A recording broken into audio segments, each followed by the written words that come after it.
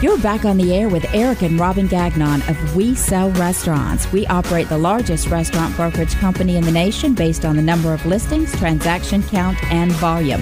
We are franchising our brand nationwide and have offices in Florida, Colorado, South Carolina, Tennessee, and Georgia. We have breakfast on the brain today, and we have the leaders of Flying Biscuit and First Watch Restaurants on our show joining us. Eric, kick us off with a great question. You know, we've been talking about this for a little while here. A lot of good information from both of you. And I know some of our listeners are thinking either adding breakfast to their current restaurants or, you know, as a restaurant broker, a lot of people call us and say, hey, I want a breakfast and lunch place only because they think it's easy. So both of you have done it very successfully. So would you have any advice for like maybe a first-time franchisee or somebody that wants to buy a breakfast and lunch restaurant and give them a little piece of wisdom that would help them when they're consideration? Daryl, you want to start us off?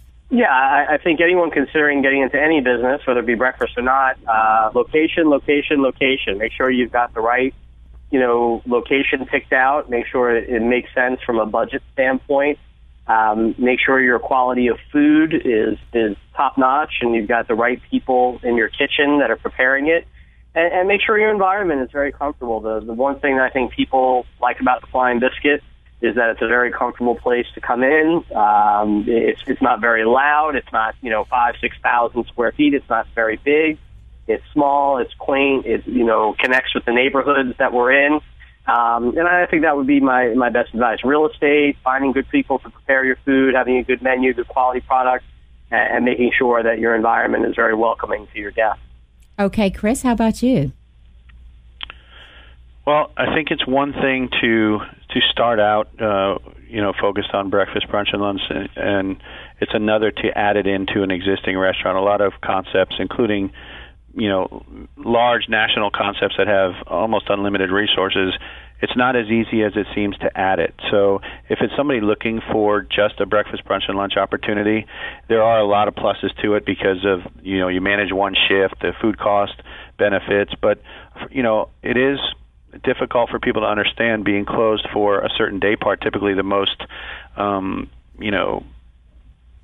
common day part, which is dinner, but it's really no different than a lunch and dinner restaurant being closed for breakfast. So, for us, it's really about focus on breakfast, brunch, and lunch, not try to be all things to all people and do what we do really well. And I would recommend that if somebody wants to get into that they take that approach, because trying to do breakfast, brunch, and lunch, there's more failures that you can recount than there are successes in doing that.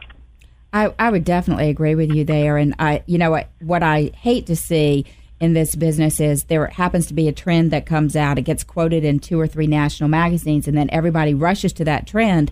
And then we're out there not necessarily picking up the pieces, but putting those pieces on the market a few years later when they've crashed and burned as restaurant brokers, and folks are have spent a lot of money, but they just literally are a little late to the party.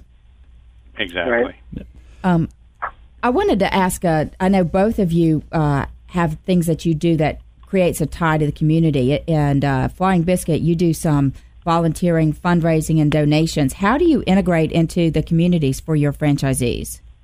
Well, we want to make sure that as a franchise concept, and 99% of our stores are franchised, we want to make sure that they're always getting involved in the community, giving back somehow.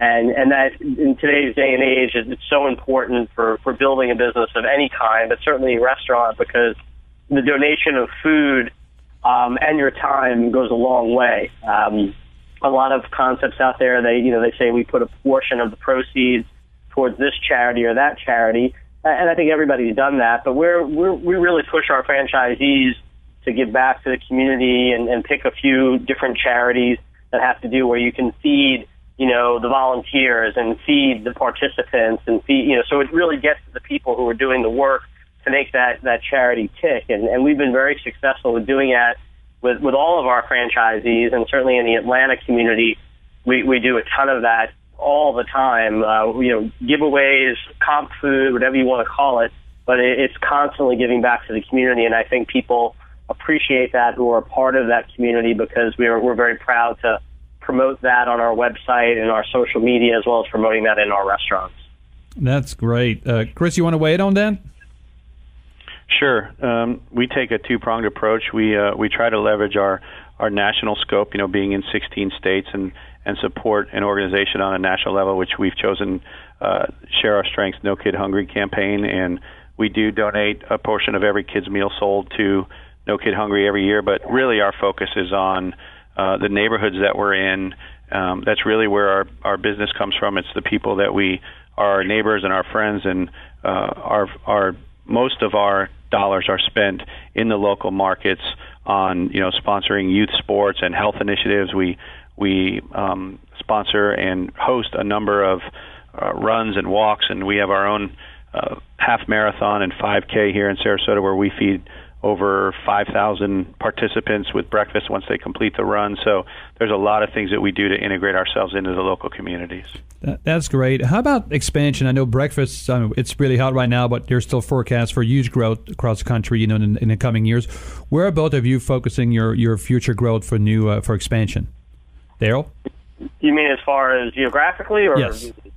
I mean, our focus has always been the Southeast, and that's where we'll remain. Not to say that we couldn't go to New York and California, but we've always been focused, because of our menu, our Southern classics that we've become known for, certainly focused from, kind of D.C. to Miami, kind of west to Mississippi, kind of the real south, from D.C. south, and then a little bit west to kind of Kentucky, Tennessee, Mississippi, but that's about it. We're not going to open that far out of the South, because a lot of our menu items would not resonate. Okay, and Chris, we're running a little tight on time, so tell us briefly, where can someone find franchise information, and where are you looking to grow First Watch? Sure. So we're predominantly east of the Mississippi right now. We do have some restaurants out in Arizona, and we've also announced some locations opening in Denver, but we're growing up the eastern seaboard in the Carolinas and D.C., Baltimore, Maryland, and we'll be going into Philadelphia. So all of our information is on our website at firstwatch.com, and you can go to the franchise section and you can see. But we're still growing about 80% company-owned restaurants and 20% franchise. So we're growing right alongside our franchisees. That is great. Well, remember, you can find all information about our guests today online at WeSellRestaurants.com. I want to encourage you as well to go to our Facebook page. That's Facebook.com/WeSellRestaurants, where all the information about the restaurant brokers, our guests today, and this show will be found online. Take a moment, check out our Twitter handle. We're Sell Restaurants, and of course, we're on LinkedIn as well. This is Eric and Robin Gagnon, your industry authority and source for information in this industry. We'll be back right after the break with Restaurant Reality.